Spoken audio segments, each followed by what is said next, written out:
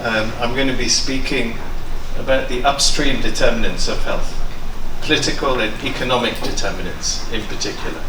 And what I want to really do is firstly tell you what I'm aiming to do with this presentation. I think everyone in this room will agree or understand that political and economic factors are important in shaping health outcomes, particularly at a population level, but also at an individual level. When I talk about political factors, I don't mean party political. I mean political with a small p. I'm talking about how we manage tensions between different groups with different interests, how we consider issues around fairness, how we consider the way in which decisions are made, who makes decisions, and for whose benefit are those decisions made. And so, political and economic factors are important for us to consider as doctors and as health professionals. We know, for example, with lung cancer, for example, of course, lung cancer is influenced by carcinogens produced through smoking, but the extent to which people are exposed to these carcinogens is shaped heavily by social, political, and economic factors. When it comes to access to treatment for cancer, that too is shaped by political and economic factors, the affordability and accessibility of treatment. The regulation of marketing, the prohibition of smoking in certain places, the issue of taxation on cigarette products, making the purchase of cigarettes illegal for children. All of these are fundamentally political and economic issues. And of course, when you look at the distribution of illness, the distribution of cancer between countries, between communities, amongst households, you can clearly see that there is always a social gradient. Richer countries, richer communities, richer households tend to have a lower incidence of disease and lower mortality rates compared to poorer countries, poorer communities, poorer households. Now, the other final point I want to make in this introductory slide is to say that the importance of political and economic factors are well established in the scientific and policy literature. It's featured in WHO's constitution. It's featured in this growing body of literature under the theme of social and commercial determinants of health. And it's also featured, if you look at UNICEF's conceptual framework to explain the causes of child mortality, you'll see reference to the political and ideological structures that shape child mortality rates. So all this points to the fact that doctors and health professionals have a mandate to look upstream at the political and economic determinants, and some would say they also have a responsibility to do so. Now, if you work in public health like me, this will come naturally. If you're a clinician where your focus is on individual patients and your focus is on treatment and cure, you may be more inclined to think that politics is for politicians and economics is for economists. I, however, tend to agree much more with this guy here, Rudolf Virchow, who's commonly referred to as the father of modern pathology, who argued that medicine and politics cannot be and should not be disentangled, that the two things go together. So this is really the crux of my presentation. When we think about cancer, when we think about the response to cancer, where do we bring in these political and economic factors? And what is our responsibility for shaping those political and economic factors? Now, what I want to do next is to provide an illustrative case study of the way in which political and economic factors are considered through a public health lens. And you have to forgive me for not using a case study that is focused on cancer. Rather, I want to look at a case study focused on the issue of breastfeeding and infant nutrition, and specifically to draw on material that was presented in a series of 3 papers that were published last year in The Lancet. So these 3 papers, if you have a look at them, they try and capture the full range of issues that influence infant feeding practices, from the biomedical and clinical to the political and economic. So I'm just going to walk you through some of the salient points from each of these 3 papers to provide that illustration of the importance of political and economic factors and how health workers, health professionals can engage with these upstream determinants. So paper 1 was the most biomedical and clinical of the 3 papers. And one of the things that it captured was a summary of all of the evidence, scientific evidence we have, comparing the relative benefits of breastfeeding with artificial formula feeding.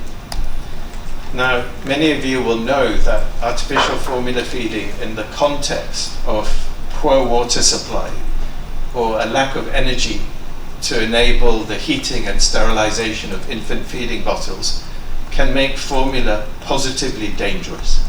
Yeah. In certain circumstances, formula can be deadly. But more recently, particularly over the last 10-15 years, there's been much more evidence generated to show just how superior breast milk is compared to formula milk in terms of the ability of breast milk to develop the immune system, to develop and support neurological development in ways that formula doesn't match. And so the evidence demonstrating the superiority of breast milk compared to formula milk has in fact been growing over the last 10 or 15 years, in spite of the fact that formula milk manufacturers are claiming that their product is constantly improving as a result of technological innovations. The science actually shows that the gap has widened between breast milk and formula milk. It's worth also reminding everyone that breastfeeding is beneficial not just to the child, but also to the mother. Breast milk and breastfeeding helps to protect against breast cancer and ovarian cancer. So in fact, there is a link to cancer with this case study. Now, paper 1 also demonstrated what we know about current infant feeding practices. And although over the last 10 or 15 years, some countries have shown improvements in breastfeeding rates, there is in fact, across the world, breastfeeding practices are less than optimal. And in some countries, we're seeing a deterioration of breastfeeding rates and an increase in formula feeding. For example, in China, we're really seeing an explosion in the amount of formula feeding at the expense of breastfeeding. Now, there are actually many factors and reasons as to why breastfeeding practices are suboptimal. But one of the big causes is that there is a common misunderstanding and misrepresentation of what is normal infant behavior. So paper 1 provided a summary of systematic literature reviews that reported how many aspects of normal infant behavior are commonly understood as being abnormal or even pathological. So for example, babies fussing or crying for 2 hours a day, infants between 0 and 3 months having at least 1 episode of regurgitation a day, or broken sleep patterns. These are actually all normal infant feeding, normal infant behaviors. However, they are often misinterpreted and misunderstood as signs of hunger, signs of illness, or signs of insufficient and poor quality breast milk. And this then prompts a lot of parents to shift from breastfeeding to formula feeding. So there's a lot of misunderstanding about what is normal infant behavior. However, in addition to this misunderstanding, there is also a lot of marketing by the formula companies exploiting this misunderstanding in order to actively promote formula feeding and actively promote the replacement of breastfeeding with formula milk. So this brings us to paper 2. The core message, the core issues that were discussed in paper 2 is to describe the power of marketing to shape infant feeding practices. And what you can see here is that there's a strong correlation between formula milk sales and breastfeeding practices. And you can see the bottom graph there that all across the world, sales of formula are rapidly increasing in all countries and all categories of formula milk. The other point made in paper 2 is that the marketing of commercial milk formula is very well resourced, and the budgets that they have for marketing exceed the public health budgets that we have to promote, support and protect breastfeeding. And paper 2 also documented the frequent breaches of the international code on the marketing of breast milk substitutes. So, you know, I'm sure many of you are aware that there is an international code that many countries have actually incorporated into domestic legislation to govern and regulate the marketing of breast milk substitutes. But we see, in spite of this, that there are frequent breaches of these marketing regulations and of this international code. Now, the other thing that is described in paper 2 is just how sophisticated the marketing strategy of these formula companies is. It goes well beyond the advertising of formula to parents and mothers. And it includes very sophisticated strategies to also capture and influence the voices of the scientific, policy and professional communities through a variety of mechanisms, sometimes through the sponsorship of conferences, through the funding of research, and also through extensive political lobbying. And in this way, the formula companies help to create false and misleading understandings about the science of nutrition, and also help to create a social environment in which the undermining of breastfeeding by commercial milk formula companies is considered less negatively, or is more likely to be tolerated and accepted. And we see a very similar approach by tobacco companies, fossil fuel companies, and even pharmaceutical companies in shaping society to ensure that there is a regulatory environment that tends to be friendly to the commercial companies and less friendly to the needs of public health. So this is the battle we have around being able to regulate the commercial determinants of health. So paper 3 then looks further upstream to say, why is this happening?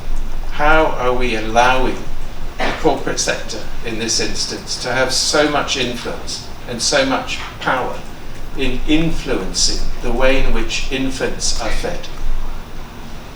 And here I just want to re-emphasize just how important it is, those first 12 months of life, in terms of what an infant receives in terms of nutrition, is incredibly important in terms of shaping the future trajectory of that child, both in childhood but also in adulthood.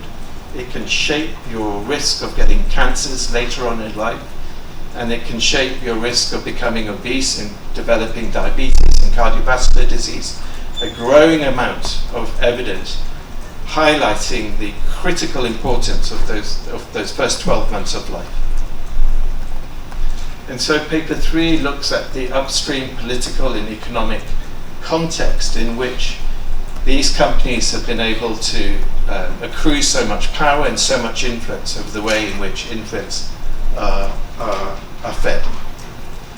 And so it describes, for example, the economic system that allows commercial milk formula companies to be very concentrated. So there are 5 big companies that dominate the market in infant feeding products.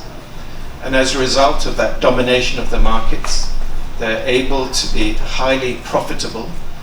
Those profits generate economic wealth. That economic wealth is translated into political power, and that political power is used to influence policy. But why is this? How has this happened?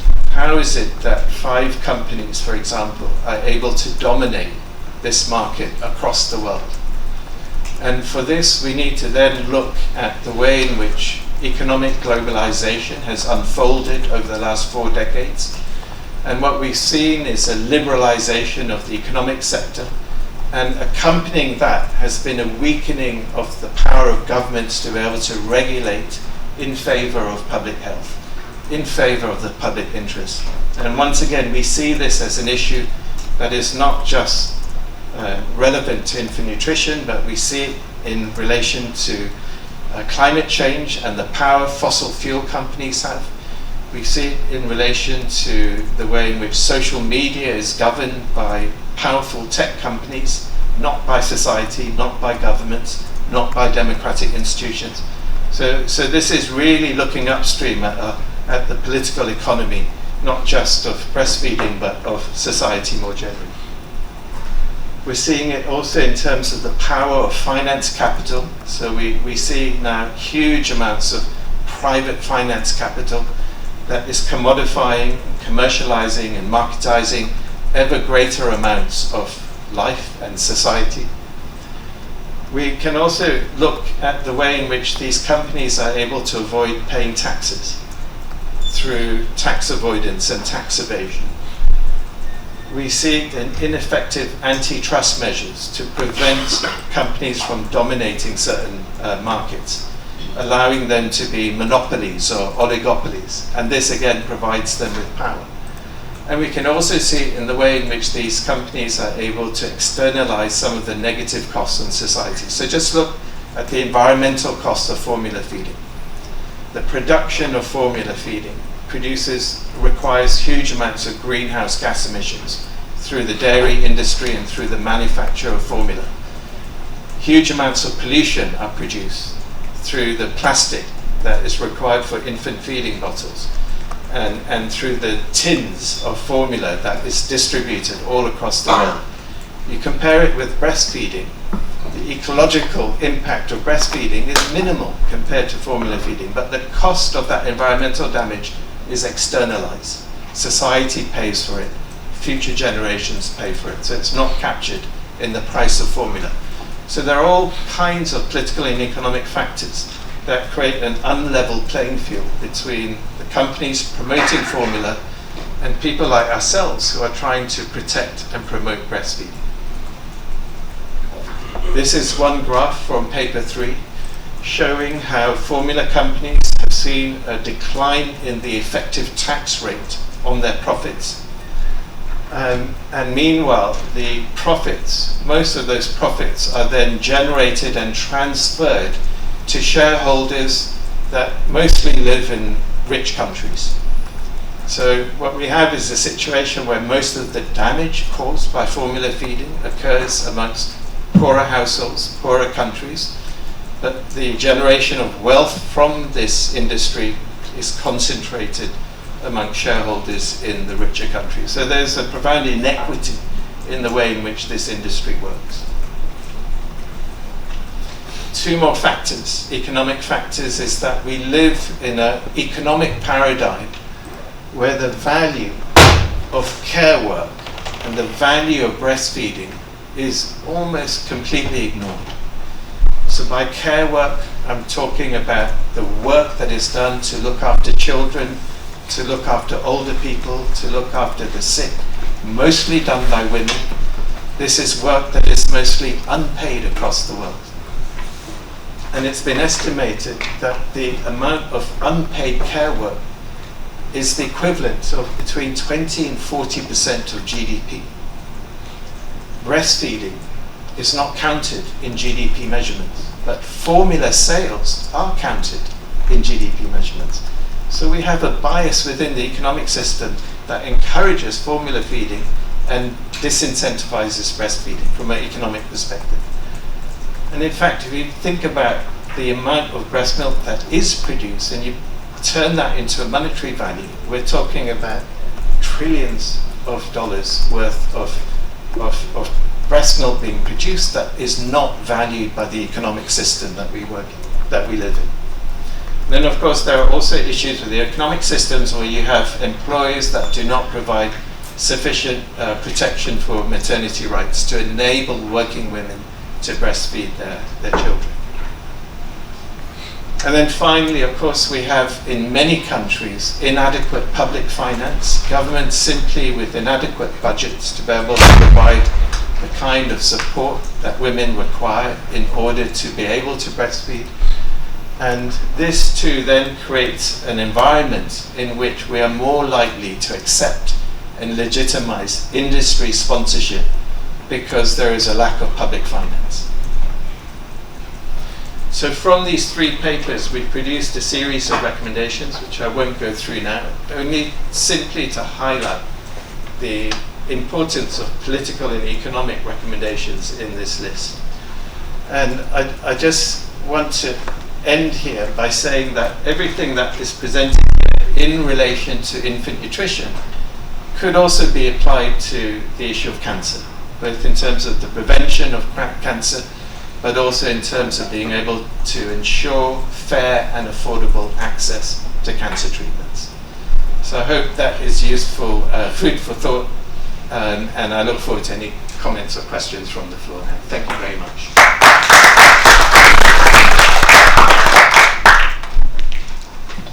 Hello. Okay, so now we will be now opening for questions. So anyone have any questions regarding the presentation?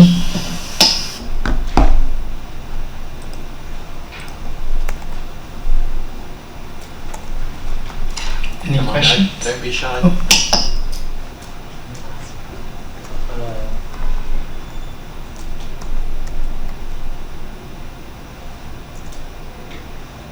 Hi. Please correct me if I understand your presentation not really correct. I mean, we are talking about we are against the capitalists, as you mentioned, the 5 company. So if we look back at the history of the sugar, we also know that in the past the sugar company has manipulated the research on earth, saying that fat is bad and sugar is good. Yeah. Until recently, more and more findings show that sugar actually is linked to the cancer disease. Yeah. So in these situations, what can we do? What can we do to not let the history repeat again? Because capitalist is capitalist. Yeah. That's a very good question. What does this say about capitalism? Is this working? Can you hear me at the back? Yeah. It's a very good question. What does this say about capitalism? And I think that's part of what is being discussed more and more now, because what we see is a current form of capitalism that is incredibly disruptive. You only have to look at what's happening with the environment. And this is not necessarily to say that we need a non-capitalist society. There are a lot of debates amongst economists about, what kind of system do we need, politically and economically. But most people are agreed now we have a kind of financialized and unregulated capitalism that is hugely disruptive, and we have to find ways of reining it in. And I think people in the health community have a really important role and voice to play in pushing for the kinds of reforms that are required. So antitrust legislation is one thing that we can try and ensure that capitalism actually works in the way that it's supposed to. Capitalism doesn't work when you have monopolies. You're supposed to have a free market, but in many economic sectors there is no free market. You have domination by big transnationals. We can talk about tax. There's huge amounts of tax evasion.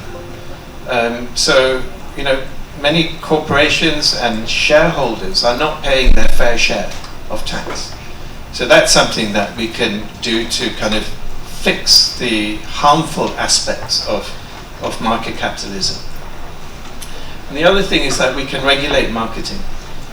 Marketing must provide consumers with true and correct information, not false and misleading information. And we have to protect science from being captured by commercial interests. You talk about sugar, I've talked about infant nutrition, the same has been said about climate science and global warming, and so on and so forth. So we have to protect the integrity of science. So there are many things that we can do to correct the system. I'm not saying that we should get rid of formula, because formula can be important, and I'm not saying that people should not have a choice of using formula. In some instances, mothers and parents may say that this is actually better in my particular circumstance than breast milk. But at the moment we have a system where the playing field is not level, and where people working in public health do not have the tools and the instruments to be able to prevent undue influence over infant feeding choices. But it's a big question when we talk about capitalism, and when we talk about the relationship between public interest and the private interest, between markets and between, public services, for example. One more question, yes.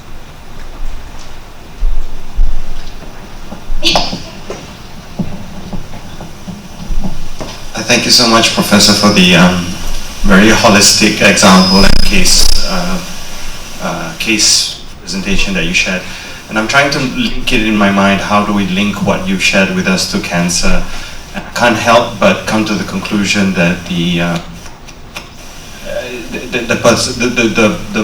body that's benefiting from this, if I were to use the same example, would be the pharma industry. Although I am from the pharma industry, I'd have to politely disagree with that, because we are also contributing to the solution. Whereas I think in this example, it's quite clear that the companies that are selling formula milk, I'm not saying they're evil, but they do have like you said, they do have a role to play, but there are, maybe some, they're not practicing in the correct manner, or in violation of certain rules and regulations. So I'm wondering if you could just summarize and help me understand more how we could use this example that you've shared toward cancer specifically, and maybe, what are your top 3 suggestions of where we can start to correct the problem? Sure. Thank you. Thank you. So how do we translate some of what I've covered here to the area of cancer? And I think that there are 2 big areas. One is on the prevention agenda. And many of the carcinogens and the determinants of cancer are products and commodities that are sometimes produced by commercial actors. And here what we want to be thinking about is regulation to try and minimize the exposure of people to harmful carcinogens, some of which are associated with products and commodities that companies want to sell more of, and provide more of. So there's a whole range of issues around prevention that relate to the commercial forces, commercial determinants. And then of course there's the whole issue around access to affordable treatment. And yes, pharmaceutical companies have a really important role to play, but pharmaceutical companies also don't exist in isolation. They're often very dependent on public subsidies, public finance for basic research. And I think what we have currently is a system in the pharmaceutical sector where the balance between public interest and private interest is out of sync. We have to try and rebalance it. You only have to look at what happened with COVID and the way in which the pricing of COVID vaccines created a situation where there was what people call vaccine apartheid, with some people having access to those vaccines and poorer communities and countries not having access to those vaccines. And simultaneously, the huge amounts of profiteering that occurred through COVID. The number of billionaires that were created from the COVID emergency, the COVID pandemic. These are companies that do not pay their fair share of work, shareholders that do not pay their fair share of tax, shareholders that do not pay their fair share of tax either. So again, it comes back, I think, not about public versus private, but rather how do we get the balance right between public interest and private interest. And in many cases, these big transnational corporations, it's a few people that really benefit. Many of the employees of some of these private corporations are also, to some extent, disadvantaged by the way the economic system is structured and governed. The second part, how would you recommend, what would be the first step to address this huge issue? Well, I think the first step is that health professionals should develop greater political and economic literacy about this. And they should not feel discouraged from engaging with debates about economic policy. The voice of health professionals is really important in saying that if we don't get the political and economic system working right, there will be consequences for health further down the line. And I think, recently WHO established an economic council made up of 12 economists and said, we want you to tell us what economic policies we should be promoting and advocating for as a health agency. And we should be doing that not just at the global level, but also at the national level. And the public wants us to do this. The public often look to health professionals, not just as clinicians, but also as trusted leaders in society.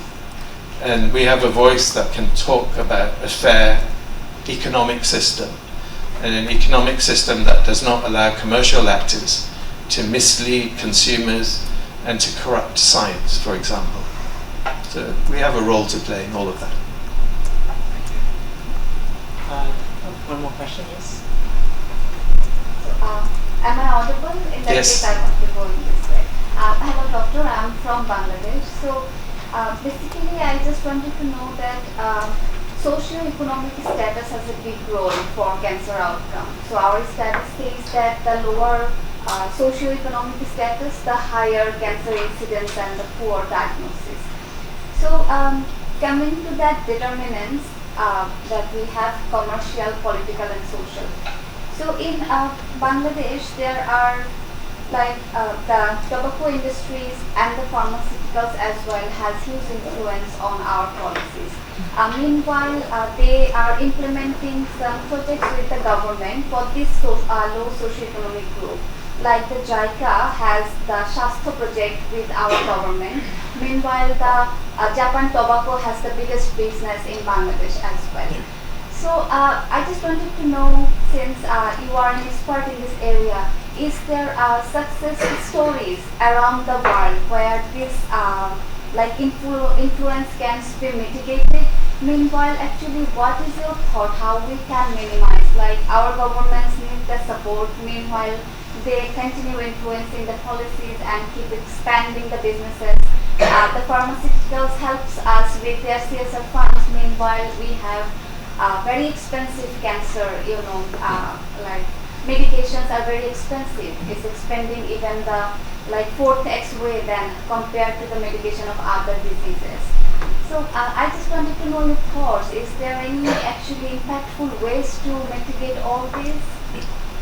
So I think fundamentally this is an issue of power, and there's an imbalance in power, and so that requires political solutions, to redistribute power, to make it more democratic. That then allows governments to be able to institute regulations to, manage the behavior, ensure that the harmful behaviors are prohibited and prevented. So this is really a battle between people and powerful companies, and governments are in the middle. So governments are influenced by the powerful companies. The only way to shift government's positions are often through democratic and political advocacy and pressure. But in terms of the policy instruments, regulation fixing the problematic tax system where there's a lot of tax evasion and avoidance, and thinking about antitrust legislation to reduce monopolization and oligopolization. These are some of the instruments that can be implemented. And all of these can be implemented without destroying the system or capitalism. This is all about regulating the market system. But these are sensible policies, but what's stopping them from being implemented are political barriers. And some of that political barriers is because we accept a lot of these commercial actors into the policy-making process through public-private partnerships and through allowing political lobbying in a way that's often non-transparent as well. Yeah. So there are no quick fix, easy solutions there. I think we have to go to the next last question. But back to Malaysia case, we take the example of the the bill bring by KJ last time into the parliament on the anti-tobacco bill. But once before it entered the last election, last vote of approving the bill, the parliament is dissolved. So eventually now it's just like, okay, underage 18, the children is not allowed to buy the black. That's all. And the bill before that is gone totally. So my question is, even for this, we need government as a mediator on both sides. But in a country like us, where we keep election change, is there any way for us to not do it better? Instead of depend on the politicians. It does, there are no easy answers to that question. Each country is different, the politics is different. So you have to figure out in Malaysia what's the best approach to reducing the negative impact of smoking and marketing of tobacco products. That legislation, the effort to promote that legislation was just one intervention, but there are others that we can also think about as well. But I don't want to take up any more time from the other speakers, so maybe let me stop here and say thank you again.